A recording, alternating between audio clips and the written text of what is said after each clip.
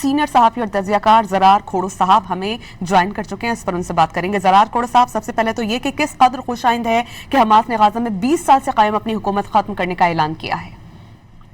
देखिए, यकीनन ये इजराइल के लिए खुशाइंद बात होगी। हमास मजबूर हुआ है इस फैसले पर लेने के लिए, फैसले को लेने के बाद, और वो जो वो कह रहे हैं कि जी हम दुनिया को अपनी कमिटमेंट दिखा रहे हैं। मेरा ख्याल है कि दुनिया ने तो उनकी कमिटमेंट पहले भी देखी हुई है। जब जंग बंदी हुई थी तो हमास ने ऐसी खिलाफ वर्जी नहीं की थी। इजराइल आज भी कर रहा है, रोजाना उन्होंने इजराइल ने जंग बंदी की खिलाफ वर्जी की है, सैकड़ों फलस्तीनियों को कत्ल किया है। तो अगर इस स्टेप के बाद भी इजराइल की जारियत जारी रहेगी, जो मुझे 100% यकीन है जारी रहेगी, तो अगर हम ये सोच रहे हैं कि दुनिया इस बात का नोटिस लेगी, तो मेरा ख्याल है कि ये हमारी विशफुल थिंकिंग होगी। जो अगला मंसूबा है बोर्ड ऑफ पीस के तहत, और जो अमेरिकन सदर ट्रंप और बेंजामिन नेतन्याहू ने मिलकर जो मंसूबाबंदी की है, उसके मुताबिक ये है कि जो गजा में जो बचे कुचे फलस्तीनी हैं उनको बाकायदा कैंप्स में मुंतकिल किया जाएगा, और उन कैंप्स की तैयारियां अभी भी हो रही हैं। हमारे पास काफी फुटेज है, हमने काफी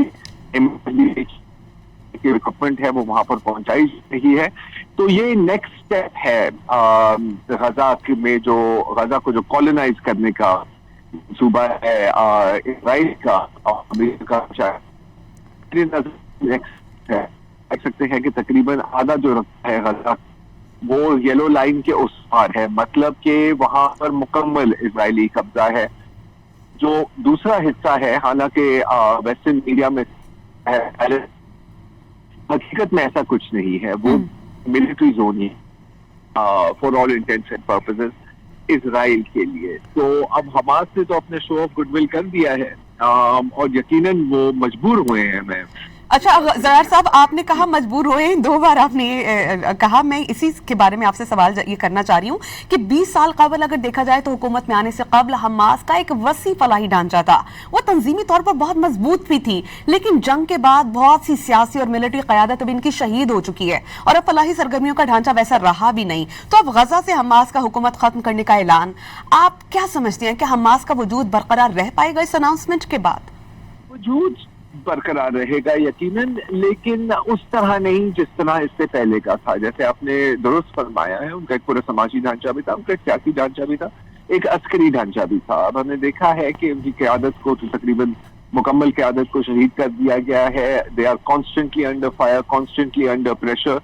तो ये जो अभी हुआ है, ये भी एक तरह से एक एक्सेप्टेंस है कि वो इस वक्त किस पोजीशन में है। और बिल्कुल, अगर शायद इनको मतलब गुडविल, दुनिया की गुडविल से कुछ कभी हासिल तो हुआ नहीं है इस दुनिया में, जहां तक हमने देखा है। Action on the ground matter. अब हमें देखना होगा कि क्या इसके बाद वाकई ही कोई फलस्तीनी गवर्नमेंट वहां पर आती है जो फलस्तीनियों के लिए काम करेगी। अगर हम महमूद अब्बास और फलस्तीनी अथॉरिटी का मिसाल देखें तो ऐसा कुछ नहीं होगा। हमने अक्सर देखा है कि वो हुकूमत इजराइल की बी टीम का किरदार अदा करती है। यहाँ पर भी शायद हम ऐसा ही कुछ देखें, लेकिन इसको कहते हैं लीगल फिक्शन। इंटरनेशनल लैंग्वेज में इसको लीगल फिक्शन कहा जाता है कि होगी तो वहां पे सही है, कहेंगे कि जी टेक्नोक्रेटिक हुकूमत है, देखिए फलस्तीनी अपनी ही तकदीर का फैसला कर रहे हैं। लेकिन हकीकत ये होगी कि इसकी कंट्रोल, इफेक्टिव कंट्रोल तो इजराइल के हाथों में ही होगा। गजा में एक माचिस के डब्बा नहीं दाखिल हो सकता विदाउट इजराइल अप्रूविंग इट। और हमास की जो नेटवर्क थी जिससे वो कुछ थोड़ी बहुत स्मगलिंग कर लेते थे और लोगों को रोजमर्रा की जो अशिया की जरूरत है वो वहां पर पहुंच जाती थी, अब तो वो भी तकरीबन डिसमेंटल ही हो गई है। तो मेरा नहीं ख्याल कि इससे कोई मुस्बत तब्दीली आने वाली है, कम अज कम जहां तक गजा की अवाम का सवाल है। ठीक, मुस्बत तब्दीली नहीं देख रहे सीनियर सहाफ़ी और तजिया कार ज़रार खोड़ो साहब।